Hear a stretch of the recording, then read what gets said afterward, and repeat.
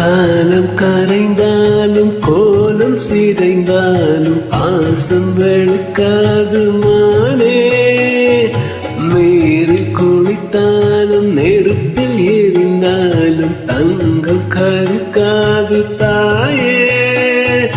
பொன்முகம் பார்க்கிறேன், அதில் என் முகம் பார்க்கிறேன். எங்க பொன்மானை பார்த்து கொண்டே சென்று நான் சேர வேண்டும். மீண்டும் ஜென்மங்கள் மாறும்போது நானும் மகளாக வேண்டும். பாசராகங்கள் பாட வேண்டுமே, பூவே பூச்சூடவா, எந்த நெஞ்சில் பால் வார்க்கவா.